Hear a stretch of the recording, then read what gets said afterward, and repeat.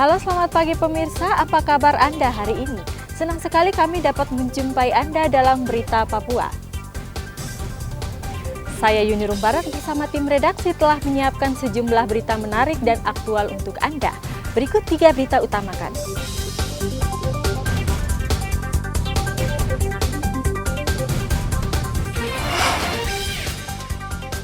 Mobil angkot pengangkut anak sekolah ditabrak minibus, 8 siswa terluka.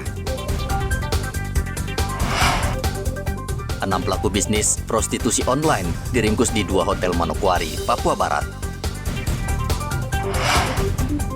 Banyak mafia tanah di Pemkab Kepulauan Yapen, warga desak DPRD, bentuk pansus mafia tanah adat.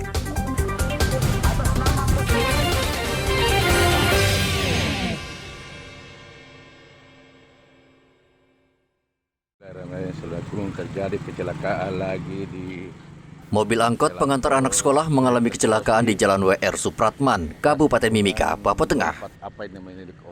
Angkot yang membawa 8 murid sekolah ditabrak sebuah minibus yang melaju dengan kecepatan tinggi dari arah berlawanan dan menabrak badan bus pada bagian kiri. Kecelakaan ini menyebabkan 8 anak luka-luka dan langsung dibawa ke RSUD Mimika. Sementara mobil minibus rusak parah, bahkan salah satu penumpang terlempar keluar. Diduga sopir minibus dalam pengaruh minuman beralkohol sehingga tidak bisa mengendalikan kendaraan. Kecelakaan lalu lintas di Jalan Supratman di Mimika, terus sudah ditangani sama lalu lintas. Di situ ada korban 8 orang anak sekolah. Sekarang sudah ditangani lebih lanjut dari lalu lintas. Polisi saat ini masih memeriksa pengemudi dan saksi dalam kasus kecelakaan itu. Tidak ada korban yang tewas, mereka saat ini masih menjalani perawatan di rumah sakit. Dari Mimika, Papua Tengah, Igobat Momolin melaporkan.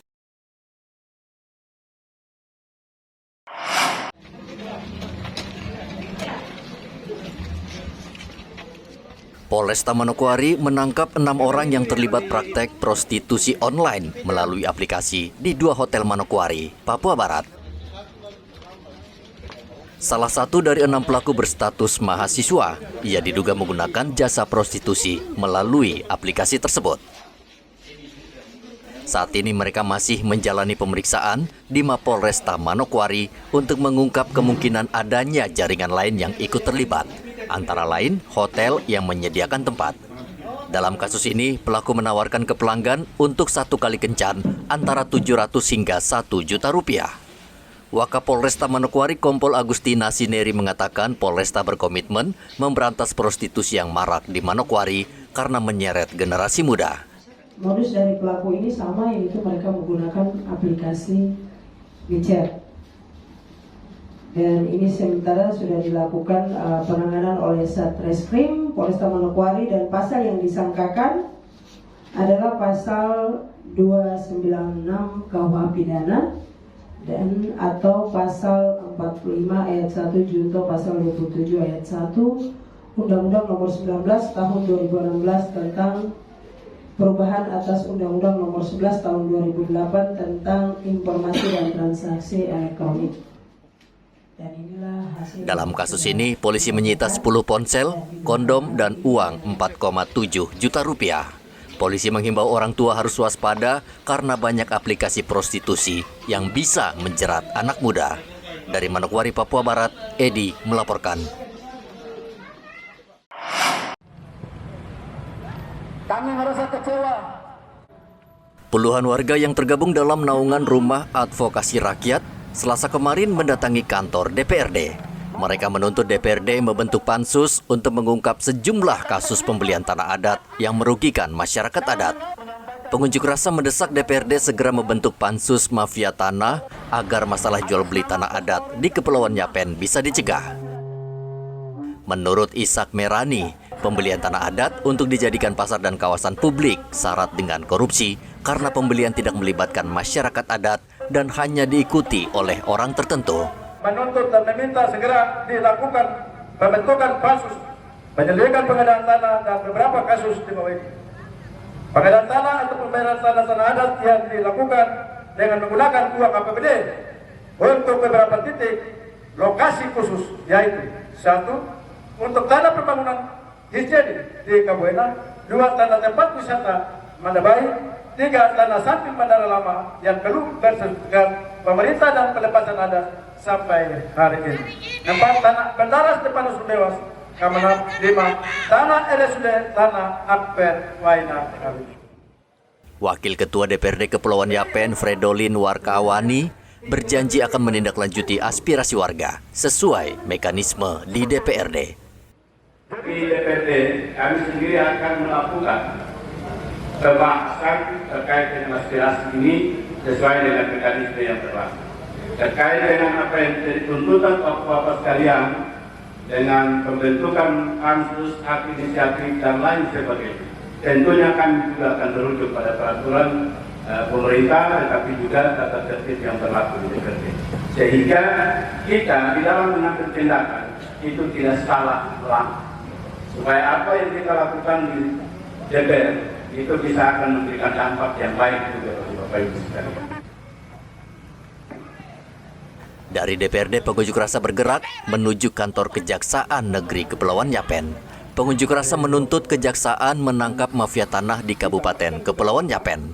Pengunjuk rasa mengancam akan kembali berunjuk rasa bersama seluruh pemilik hak ulayat tanah adat jika Kejaksaan Negeri dan DPRD Kepulauan Yapen tidak segera memproses tuntutan mereka.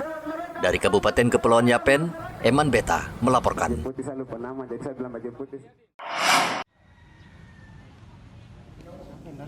Kejaksaan Tinggi Papua mengembalikan uang negara hasil 2 kasus tindak pidana korupsi yang merugikan negara hingga 9,7 miliar rupiah.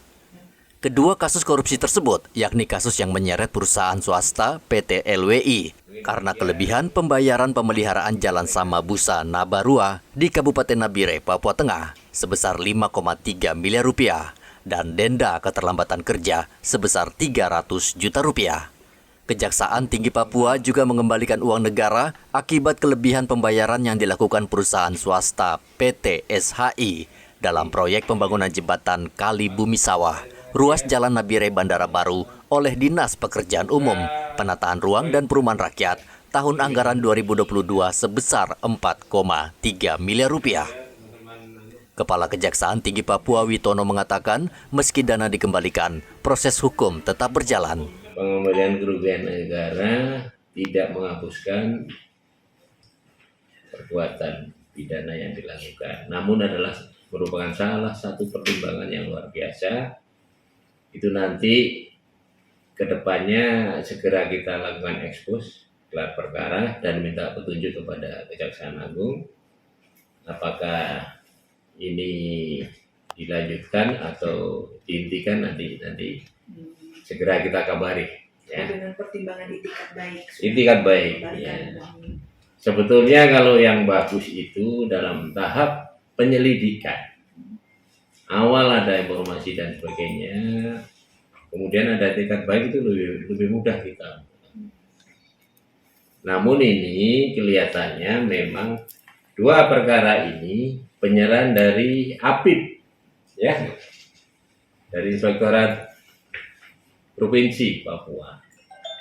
Artinya selama ini di APIP sana itikat baik ini belum muncul gitu loh. Baru setelah dilimpahkan ke kita mungkin ada apa itu itikat baik sehingga tapi ini semuanya kita nanti timbangkan. Witono menyayangkan kedua pelaksana proyek pembangunan yang baru mengembalikan dana tersebut karena kasus ini sudah sampai tahap penyidikan. Saat ini barang bukti uang 9,7 miliar rupiah sudah dititipkan Kejaksaan di rekening penitipan Kejaksaan Tinggi Papua. Dari Kota Jayapura, Papua, Hendra melaporkan.